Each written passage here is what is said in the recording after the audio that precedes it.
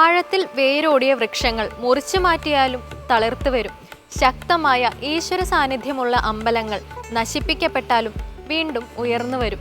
ശബരിമലയടക്കമുള്ള പല ക്ഷേത്രങ്ങളും അത്തരത്തിൽ പുനർനിർമ്മിക്കപ്പെട്ടവയാണ്.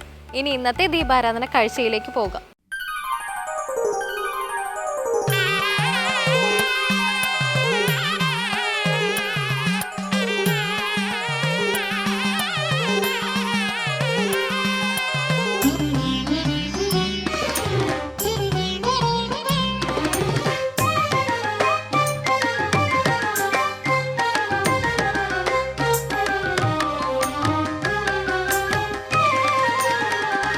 ചിന്താമണിയായി ചിത്രഭ മുഴക്കുന്ന പമ്പാഗണപതി തുണയാകണം. ചിന്താമണിയായി ചിത്രഭ മുഴക്കുന്ന പമ്പാഗണപതി തുണയാകണം. അമ്പിളി മോദക പൗർണമി വിടർത്തും നിൻ തുമ്പിക്കൈ അടിയനു വഴി കാട്ടണം. അമ്പിളി മോദക പൗർണമി വിടർത്തും നിൻ തുമ്പിക്കൈ അടിയനു വഴി കാട്ടണം. തുമ്പിക്കൈ അടിയനു വഴി കാട്ടണം. ചിന്താമണിയായി ചിത്രഭ മുഴക്കുന്ന പമ്പാഗണപതി തുണയാകണം.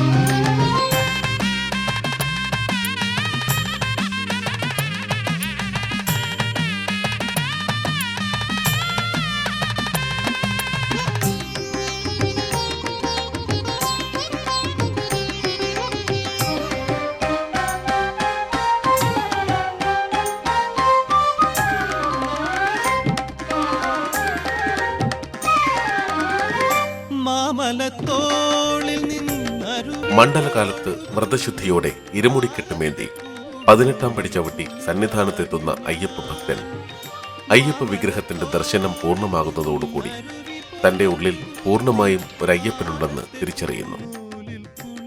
തന്റെ ജീവിതത്തിന്റെ തിദിക്ഷയും ജീവിത സാഹചര്യങ്ങളും എല്ലാം ഉൾക്കൊണ്ടുകൊണ്ട് തന്നെ ഗാർഹസ്ഥ്യത്തിലേക്ക് മടങ്ങിപ്പോകുമ്പോൾ അനിവാര്യമായ ഒട്ടേറെ കാര്യങ്ങൾ തനിക്ക് അനുഷ്ഠിക്കാം എന്നുള്ള അറിവ് ഇതുകൊണ്ടുണ്ടാകും.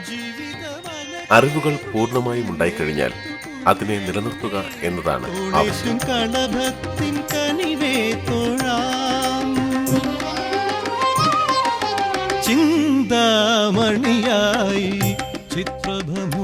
അയ്യപ്പ ദർശനത്തിനായാണ് ഒരു ഭക്തൻ വ്രതമെടുത്ത് തിദിക്ഷയോടുകൂടി ജീവിച്ച് ശബരിമലയിലെത്തുന്നത്. ആ അയ്യപ്പ ദർശനത്തിലൂടെ ഓജസ്, തേജസ്, സ്ഥൈര്യം, വീര്യം എന്നിവ ആ ഭക്തന് കൈവരിക്കാൻ കഴിയും.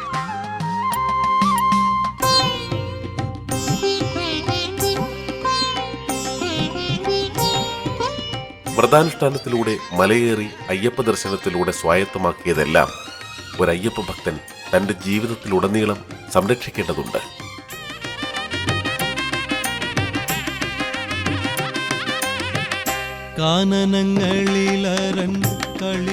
ശബരിമലയിലെത്തി അയ്യപ്പ ദർശനം നടത്തി ധാരാളം കാര്യങ്ങൾ ആർജിച്ച ഒരു സാധകൻ അവയെല്ലാം സ്വജീവിതത്തിൽ പകർത്തി സംരക്ഷിക്കേണ്ടതുണ്ട്.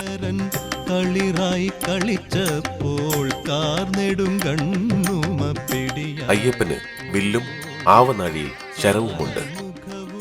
വില്ലാകുന്ന ഓംകാരത്തിനെ ഒരു അയ്യപ്പ ഭക്തൻ വളരെ ബോധത്തോടുകൂടി ജീവിതത്തിലേക്ക് സ്വീകരിക്കണം.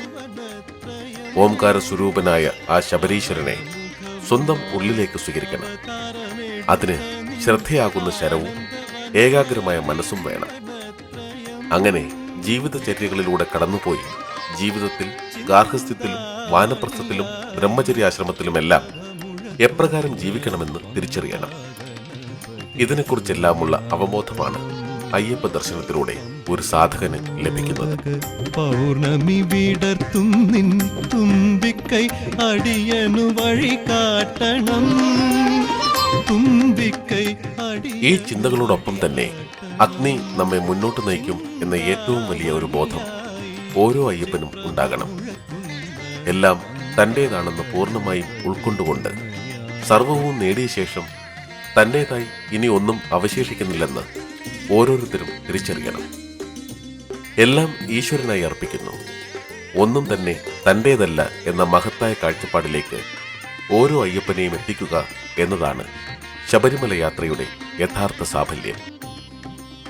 ഈ സാഫല്യത്തിനു വേണ്ടിയാകണം ഓരോ അയ്യപ്പസ്വാമിയും പരിശ്രമിക്കേണ്ടതും.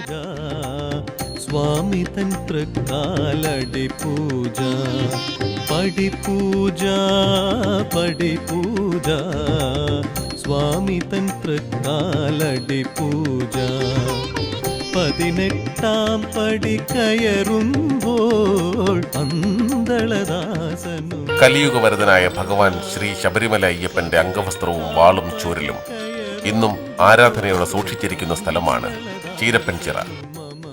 ആലപ്പുഴ ജില്ലയിലെ മുഹമ്മയ്ക്കടുത്തുള്ള ചീരപ്പൻചിറ എന്ന പ്രശസ്തമായ ഈ കളരി തറവാട്ടിലാണ് അയ്യപ്പൻ മാസങ്ങളോളം താമസിച്ച് കളരി അഭ്യസിച്ചത് എന്നാണ് ഐതിഹ്യം.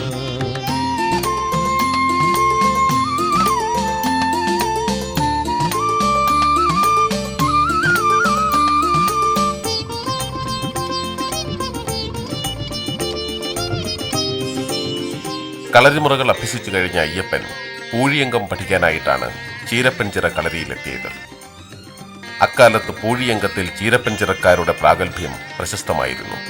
ചീരപ്പൻചിറ കുടുംബത്തിനോട് ചേർന്ന കളരിപ്പുരയിലായിരുന്നു കളരി അഭ്യസിക്കാനെത്തിയ അയ്യപ്പന്റെ താമസമെന്നാണ് വിശ്വാസം.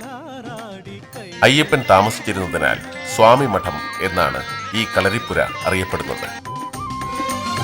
കർപ്പൂരമൊഴിയുന്ന മേഘങ്ങളെല്ലാം കണ്ണീരിലാറാടി കൈകൂപ്പിടുമ്പോൾ തൃക്കാൽക്കലി ബ്രഹ്മം ഇറക്കി. തന്റെ സുഹൃത്തായ വെളുത്തയുടെ സഹായത്തോടെയാണ് അയ്യപ്പൻ ഈ കളരിയിലെത്തിയത് എന്നാണ് വിശ്വാസം.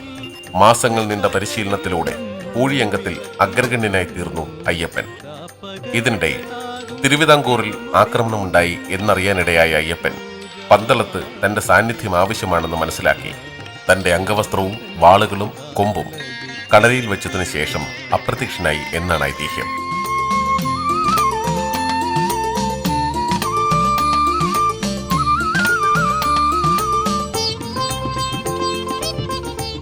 ഈ കാണുന്ന ക്ഷേത്രമത്രേ ചീരപ്പൻചിറ കളരിയോട് ചേർന്ന് സ്ഥിതി ചെയ്യുന്ന ധർമ്മശാസ്ത്ര ക്ഷേത്രം. ചീരപ്പൻചിറ പണിക്കർ എല്ലാ വർഷവും അയ്യപ്പ ദർശനത്തിനായി പോകുമായിരുന്നു അത്രേ. ഒരിക്കൽ പ്രായാധിക്യത്താൽ മലയ്ക്ക് പോകാൻ കഴിയാതെ മനംനൊന്ത പണിക്കർക്ക് ചീരപ്പൻചിറ കളരിക്കടുത്തായി ഒരു ക്ഷേത്രം പണിയണമെന്നും താൻ അവിടെ എത്തിക്കൊള്ളാമെന്നും തന്റെ മുക്കാൽ ചൈതന്യവും ആ ക്ഷേത്രത്തിൽ ഉണ്ടാകുമെന്നും അയ്യപ്പൻ സ്വപ്ന ദർശനം നൽകി. ഈ ക്ഷേത്രമാണ് മുക്കാൽ വട്ടം എന്ന പേരിൽ അറിയപ്പെട്ടു വരുന്നത്.